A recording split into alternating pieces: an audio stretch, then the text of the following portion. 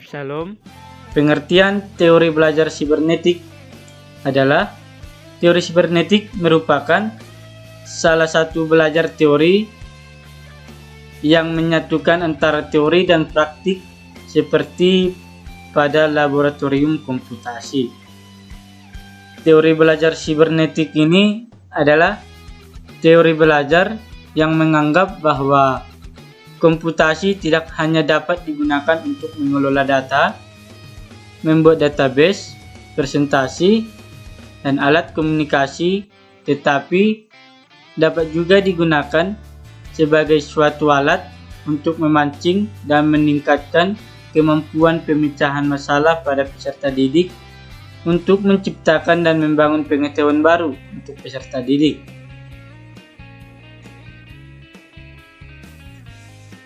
Kemudian, proses berpikir sibernetik. Teori sibernetik digagas beberapa tokoh, diantaranya Lev and Landa, Paz, dan Scott. Menurut Landa, ada dua macam proses berpikir, yaitu proses berpikir algoritmik dan proses berpikir heuristik. Proses berpikir algoritmik adalah proses berpikir sistematis, tahap demi tahap, linear, konvergen, lurus menuju ke satu target tujuan yang tertentu. Kemudian, proses berpikir heuristik. Proses berpikir heuristik yaitu cara berpikir yang divergen menuju ke beberapa tujuan sekaligus. Memahami suatu konsep yang mengandung arti ganda dan penafsiran yang biasanya menuntut seseorang untuk menggunakan cara berpikir yang heuristik.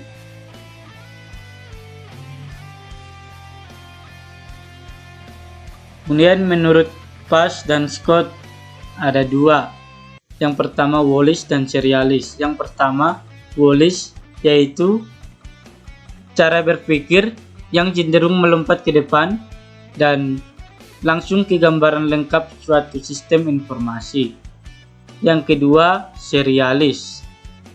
Serialis yaitu siswa yang cenderung berpikir secara algoritmik, terutama dalam mempelajari bidang eksakta seperti matematika.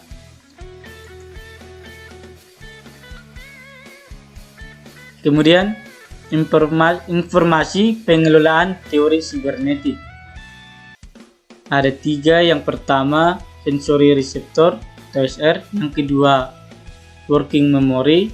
Yang ketiga, long term memory atau LTM. Yang pertama, sensory receptor. Sensory receptor adalah yang merupakan sel tempat pertama kali informasi yang diterima dari luar.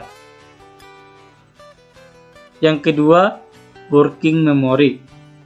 Working memory yang diasumsikan mampu menangkap informasi yang diberi perhatian oleh individu. Yang ketiga, long term memory atau LTM. LTM ini berisi semua pengetahuan yang telah dimiliki oleh individu yang mempunyai kapasitas tidak terbatas. Sekali informasi disimpan di dalam LTM, dia tidak akan pernah terhapus ataupun hilang.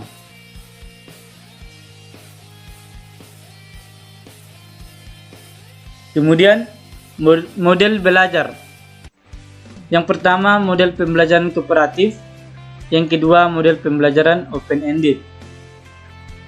Yang pertama, model pembelajaran kooperatif. Model kooperatif ini atau cooperative learning, dalam pembelajaran kooperatif, guru memberikan stimulus yang berupa kuis ataupun pertanyaan-pertanyaan sebagai tes kemampuan bersyarat siswa, sehingga siswa aktif berpikir. Dan belajar menurut sibernetik adalah pengolahan informasi oleh siswa. Pengolahan informasi ini terjadi karena adanya stimulus dari guru yang berupa informasi. Yang kedua, model pembelajaran open-ended. Model pembelajaran open-ended ini, tujuannya dari pembelajaran open-ended ini ialah untuk membantu mengembangkan kegiatan kreatif dan pola pikir matematis siswa yang melalui problem solving secara simultan. Dengan kata lain, kegiatan kreatif dan pola berpikir matematika siswa harus dikembangkan semaksimal mungkin sesuai dengan kemampuan setiap siswa. Kemudian teori pemrosesan informasi. Menurut Robert Mills-Gagne, teori pemrosesan informasi sangat cocok untuk dijadikan rujukan utama penelitian karena teori ini menekankan bagaimana proses memori dan proses berpikir seseorang. Teori pemrosesan informasi.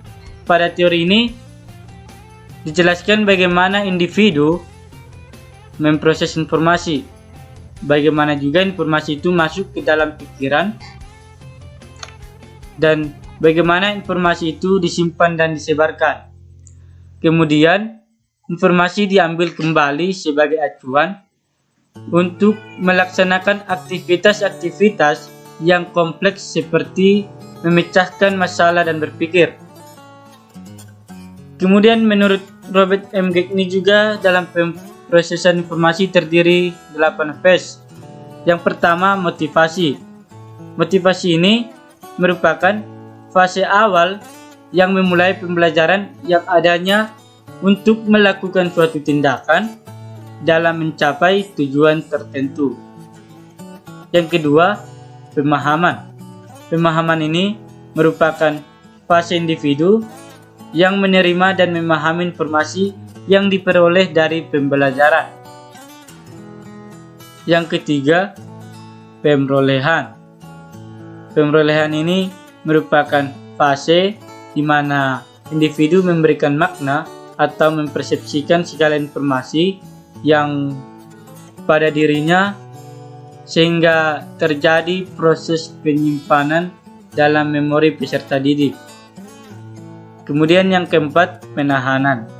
Penahanan ini merupakan suatu fase di mana individu menahan informasi yang sampai pada dirinya sehingga terjadi proses penyimpanan dalam memori. Kemudian yang kelima, ingatan kembali. Ingatan kembali ini merupakan suatu phase atau suatu fase di mana seseorang akan mengeluarkan kembali informasi yang telah disimpan ketika terjadi rangsangan. Yang keenam, generalisasi. Generalisasi ini merupakan fase hasil pembelajaran untuk keperluan tertentu. Yang ketujuh, perlakuan. Perlakuan ini merupakan suatu fase perwujudan dari perubahan perilaku individu yang dihasilkan dari hasil pembelajaran. Kemudian yang terakhir yaitu umpan balik. Umpan balik ini merupakan fase di mana individu memperoleh feedback dari perilaku yang telah dilakukannya ataupun dari hasil pembelajaran. Oke, untuk saudara dan saudari yang menonton, itulah pembahasan materi saya yang berjudul mohon dimaklumi. Dengan akhir kata, saya ucapkan sekian dan terima kasih. Salam.